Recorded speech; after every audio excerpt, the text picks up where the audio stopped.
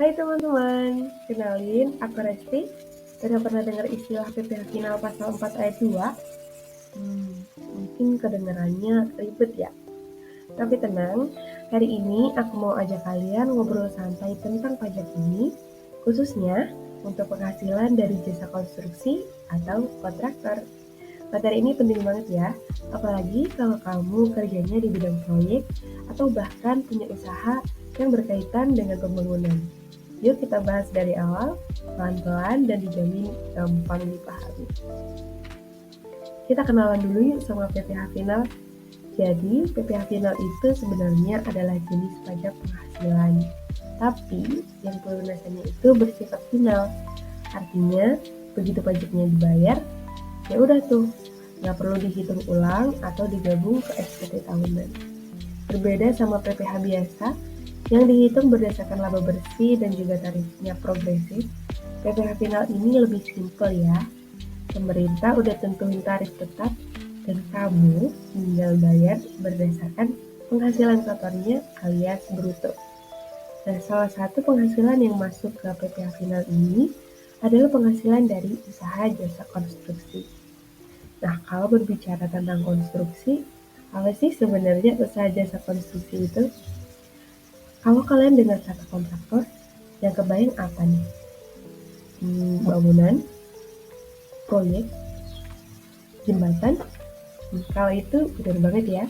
Jasa konstruksi itu luas, tapi intinya adalah kegiatan yang berhubungan dengan pembangunan, bisa itu gedung, jalan, jembatan, renovasi rumah, atau bahkan perawatan dan pembongkaran. Pelakunya ini bisa perusahaan besar, bisa juga individu. Ada yang jadi pelaksana konstruksi alias kontraktor, dan ada juga yang kerja sebagai konsultan perencana atau pengawas.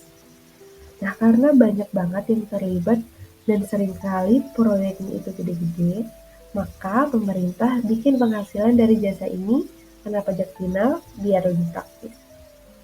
Nah, dasar hukum dan tarifnya berapa sih? Soal hukumnya, pengenaan PPh Final jasa konstruksi ini diatur dalam PP nomor 51 tahun 2008 dan PP nomor 40 tahun 2009 dan yang terbaru direvisi lagi lewat PP nomor 9 tahun 2022. Nah, yang menarik nih, tarif PPh Finalnya itu beda-beda tergantung siapa yang ngerjain dan apakah dia punya sertifikat usaha konstruksi atau enggak. Nah, ini dia ringkasannya.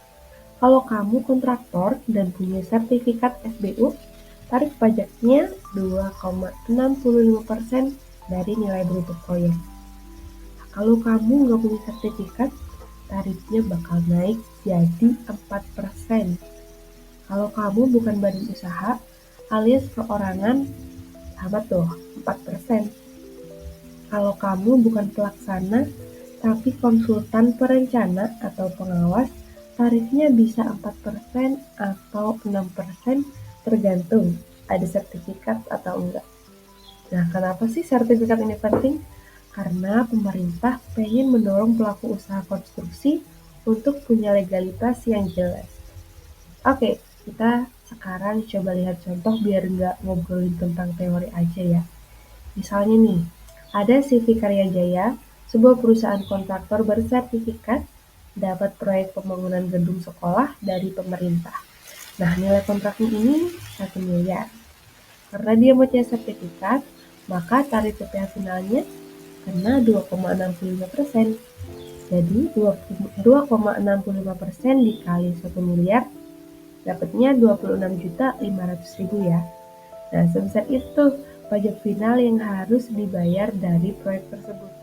Dan ingat ya, ini dihitung dari penghasilan bruto, bukan laba bersih. Jadi, walaupun mungkin dia rugi karena biayanya membengkak, tapi tetap wajib bayar pajaknya ya. Nah, kalau ngomongin PPh final sama non-final, bedanya apa sih? Mungkin kamu bertanya-tanya ya, loh, kenapa sih harus final? Emang nggak bisa kalau ikut yang biasa aja kayak pajak lain?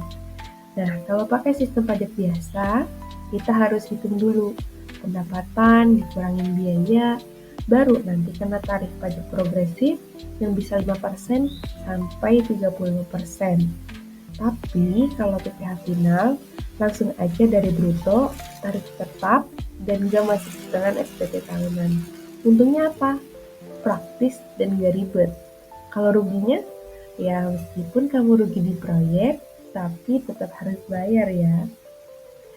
Nah, pemerintah ini punya alasan loh kenapa penghasilan dari jasa konstruksi ini masuk ke PPh final. Yang pertama, karena sistemnya banyak kontrak jangka pendek. Jadi akan lebih cocok kalau pakai sistem pajak yang lebih praktis. Yang kedua, untuk menjamin penerimaan negara dari sektor konstruksi. Yang ketiga, ini juga bisa memudahkan pelaku usaha kecil dan menengah supaya mereka nggak pusing ngurusin pajak yang terlalu teknis. Nah, kalau kamu terlibat di dunia konstruksi, ini beberapa tips biar nggak kelabatan soal pajak. Pertama, pastikan kalau kamu udah punya sertifikat badan usaha biar dapat tarif pajak yang lebih ringan. Kedua, simpan semua dokumen kontrak dan bukti pemotongan pajak yang kamu punya. Ketiga, kalau proyek kamu besar dan rumit, nggak ada salahnya loh kalau pakai bantuan konsultan pajak. Keempat, pantau terus peraturan terbaru karena tarif dan kebijakan bisa aja berubah. So, itu tadi penjelasan lengkap dan santai tentang PPh Final Pasal 4 Ayat 2, khususnya untuk penghasilan dari jasa konstruksi. Kita udah bahas dari pengertian, dasar hukum, tarif, contoh kasus, sampai tips praktis. Semoga setelah nonton ini, kamu jadi lebih ngerti dan gak takut sama yang namanya pajak ya. Terima kasih sudah menyimak. Untuk Ibu dosen Widya Stuti, selaku dosen pengampu di mata kuliah perpajakan ini, saya mengucapkan terima kasih atas bimbingannya.